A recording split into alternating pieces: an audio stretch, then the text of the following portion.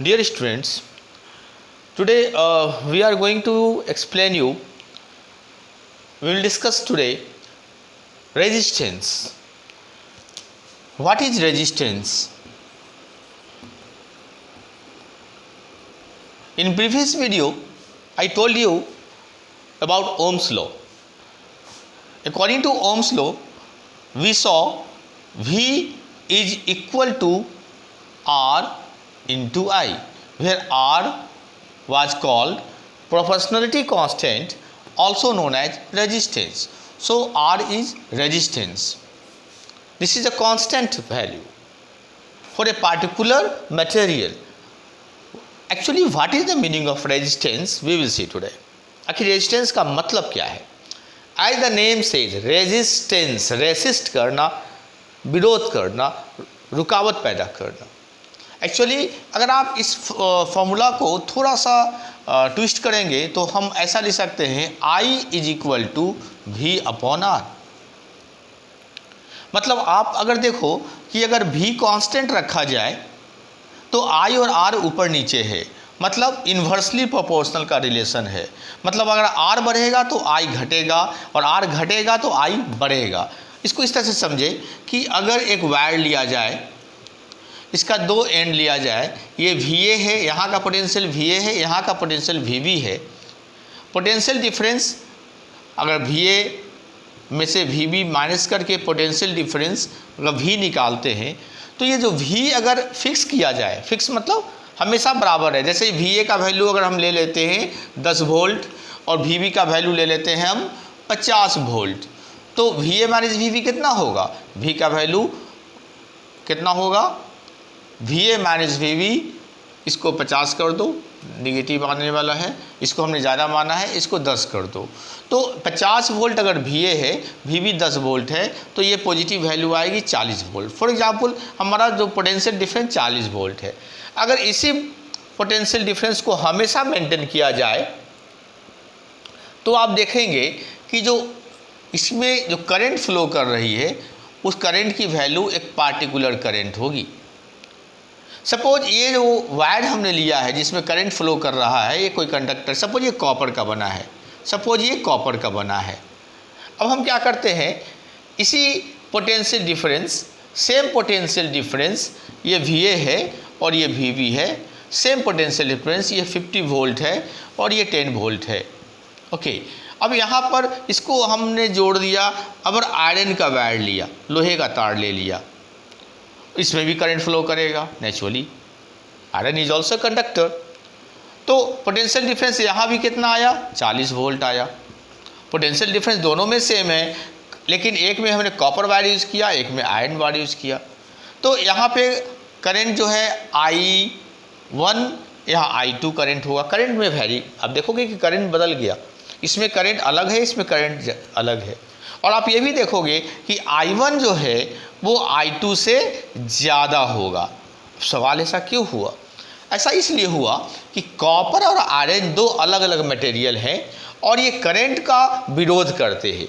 Iron जो है current से ज़्यादा विरोध करता है. आपने पढ़ा होगा कि बेस्ट कंडक्टर, सबसे बेस्ट कंडक्टर कौन माना जाता है? बेस्ट कंडक्टर अगर बोला जाए तो वो होता है सिल्वर. सबसे बेस्ट कंडक्टर कौन है? सिल्वर होता है. But silver is very costly, इसके हम वायर में यूज़ नहीं कर सकते. तो नेक्स्ट कम्स कॉपर. सिल्वर के बाद कॉपर का नाम है, उसके बाद फिर एल्यूमिनियम का नाम होता है. तो सबसे पहला बेस्ट कंडक्टर सिल्वर है, तब कॉपर है, तब एल्यूमिनियम है, तो उसके बाद फिर आयरन आता है. तो बेस्ट कंडक्टर मतलब सबसे आसानी से करंट इससे फ्लो करेगा. तो कॉपर क्यों बेस्ट है? कॉपर आयरन से बेटर क्यों है कंडक्टर? बिकॉज इसमें करंट का विरोध कम होता है, करंट आसानी से गुजर जाएगा. आयरन थोड़ा सा रुकावट पैदा करते हैं. ये जो हम बार बार बोल रहे हैं रुकावट पैदा करना, हिंड्रेंस पैदा करना, आयरन में करंट कम हो गई. हालांकि पोटेंशियल डिफरेंस दोनों में सेम है, लेकिन आप देखो इसमें करंट कम है, I2 कम है, I1 ज़्यादा हो गया है. तो कहीं ना कहीं मटेरियल का भी एक अपना रोल होता है. जो जिस मटेरियल से करंट फ्लो कर रहा है उस मटेरियल की भी एक अपनी रोल होती है और वो डिसाइड करता है कि करंट कितना होगा। वो मटेरियल का जो रोल है वो यहाँ इस रेजिस्टेंस में रिफ्लेक्ट होता है। So resistance simply reflects the role of material, है ना।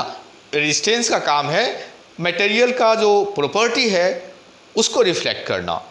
अगर मटेरियल विरोध करेगा तो रेजिस्टेंस ज़्यादा होगा, रेजिस्टेंस मतलब विरोध ज़्यादा होगा तो करंट कम हो जाएगा, और अगर ये विरोध कम करेगा, रेजिस्टेंस कम हो जाएगा तो नेचुरली करंट बढ़ेगा। सो रेजिस्टेंस को हम कैसे डिफाइन करते हैं? तो resistance is simply, resistance is the hindrance, hindrance का मतलब रुकावट होता है, hindrance to the flow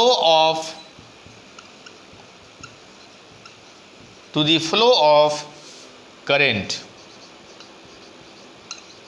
through any conductor. तो किसी भी कंडक्टर से अगर करंट फ्लो कर रही है तो कुछ ना कुछ वो रुकावट महसूस करता है। वो करंट ज़्यादा रुकावट होगा तो करंट कम हो जाएगा, कम रुकावट होगा तो करंट ज़्यादा हो जाएगा। अब ये हिंड्रेंस आखिर होता क्यों है? कोई भी कंडक्टर में, अब जैसे हम अभी आयरन में देखा, आयरन में ज़्यादा रुकावट है, कॉपर में कम रुकावट है, इसलिए हम कहेंगे रेजिस्टेंस जो है आयरन का कम है और कॉपर का रेजिस्टेंस आयरन का ज़्यादा है, आयरन का रेजिस्टेंस ज़्यादा है तभी तो रुकावट ज़्यादा है, रेजिस्टेंस ज़्यादा होने से रुकावट ज़्यादा होता है। सो आयरन में रेजिस्टेंस ज़्यादा है, कॉपर में रेजिस्टेंस कम है। किसी मटेरियल में रेजिस्टेंस जितना कम होगा वो उतना अच्छा कंडक्टर माना जाएगा, उतना अच्छा गुड कंडक्टर माना जाएगा। सिल्वर में रेजिस्टेंस सबसे कम होगा, इसीलिए ये बेस्ट कंडक्टर है। तो आखिर रेजिस्टेंस का कारण क्या है, मतलब ये हिंड्रेंस क्यों हुआ, क्यों रुकावट पैदा करता है? तो वी विल सी नाउ कि आखिर ये रुकावट क्यों होता है। रेजिस्टेंस इज ऑल्सो मेजरेबल, और इसकी भी एक एसआई यूनिट होती है, जिस तरीके से मास को केजी में, फोर्स को न्यूटन में। तो SI unit of resistance, SI unit of resistance, resistance is measurable, आप इसको मेजर कर सकते हैं, इज ओम। ये सिंबल है, लिखते हैं ओम, ओम साइंटिस्ट के नाम पे ही ये बना है ओम, ये एसआई यूनिट है। Okay, so we can say resistance 20 ohm का है, 50 ओम का है, 60 ओम का है। तो symbol is like this. So now we will see आखिर रेजिस्टेंस का क्या कारण है, आखिर क्यों किसी ऑब्जेक्ट, किसी मटेरियल में ज़्यादा हिंड्रेंस होता है, ज़्यादा रुकावट होता है, वो ज़्यादा करंट को रोकता है, ज़्यादा करंट का विरोध करता है। तो आप देखो एक्चुअली करंट होता क्या है, current is the flow of charge. So current जो है, current is the flow of charge, चाहे वो पॉजिटिव चार्ज हो, चाहे वो नेगेटिव चार्ज हो, या कोई आयन हो, फ्लो ऑफ चार्ज। अब ये चार्ज जब किसी कंडक्टर से फ्लो करेगी, कंडक्टर क्या होता है, कंडक्टर तो सॉलिड कोई मटेरियल है, ये वायर कोई ना कोई सॉलिड मटेरियल होगा, ये कोई ना कोई मटेरियल से बना है। मटेरियल किस चीज़ से बनती है, एटम से बनती है। एटम किस चीज़ से बनती है, इलेक्ट्रॉन, प्रोटॉन, न्यूट्रॉन, बहुत सारे सब एटॉमिक पार्टिकल्स होते हैं। तो जब कोई भी चार्ज पार्टिकल, सपोज ये चार्ज पार्टिकल है Q, ये मूव कर रहा है, तो जिस मटेरियल से, जिस वायर से मूव करेगा, तो ये है material of the wire, material of wire. अब ये मटेरियल कुछ भी हो सकता है, ये आयरन हो सकता है, ये मटेरियल कुछ भी हो सकता है, ये आयरन हो सकता है, ये कॉपर हो सकता है, ये एल्युमिनियम हो सकता है, कोई भी मटेरियल हो सकता है। तो ये मटेरियल जो है छोटे छोटे एटम से बने हैं, छोटे छोटे एटम के अंदर सब एटॉमिक पार्टिकल्स होते हैं, ये सब बने होते हैं। अब सोचो ये चार्ज जो है पार्टिकल, ये दौड़ रहा है, ये साथ फ्लो, ये करंट सेटअप कर रहा है, ये करंट मूव कर रही है। तो ये चार्ज पार्टिकल जब मूव करेगा तो क्या होगा, इस सब एटॉमिक, ये जो ये सब क्या है, सब एटॉमिक पार्टिकल्स है, सब एटॉमिक पार्टिकल्स, क्योंकि ये हॉलो तो है, खोखला तो है नहीं, तो ये पूरा सॉलिड है, सॉलिड मटेरियल है। तो जब ये चार्ज पार्टिकल इस कंडक्टर से गुजरेगा तो इसके कंडक्टर के अंदर जो एटॉमिक, सब एटॉमिक पार्टिकल्स है, जिसमें न्यूक्लियस भी है, न्यूक्लियस एंड अदर, सब न्यूक्लियस एंड अदर्स, बहुत सारे सब एटॉमिक पार्टिकल्स मिलेंगे।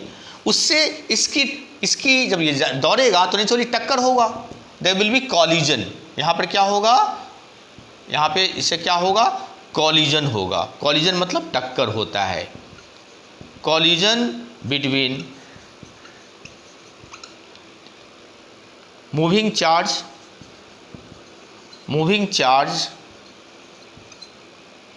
between moving charge and subatomic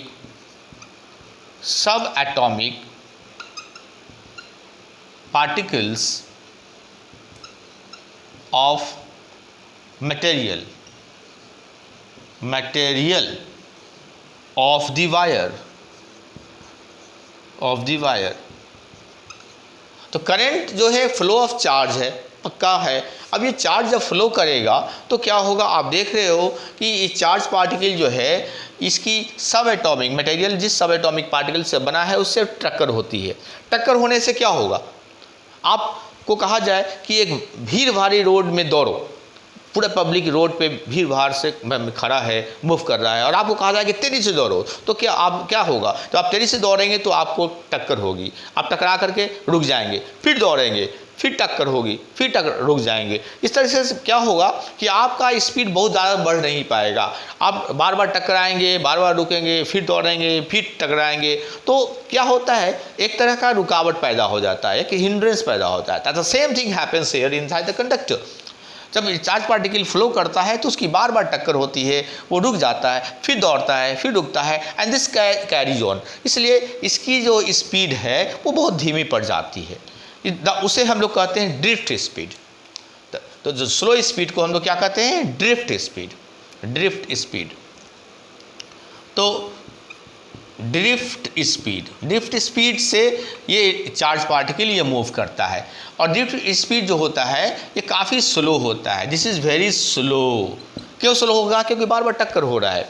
anyway, तो ये जो बार बार टक्कर के कारण जो रुकावट हो रहा है, this hindrance is known as resistance. तो इस हिंड्रेंस को टेक्निकली हम लोग रेजिस्टेंस के नाम से जानते हैं। तो जिस मटेरियल में ज़्यादा रेजिस्टेंस है, मतलब ज़्यादा टक्कर हो रहा है, ज़्यादा रुकावट हो रहा है, वो करंट को ज़्यादा रोकेगा, करंट कम हो जाएगा।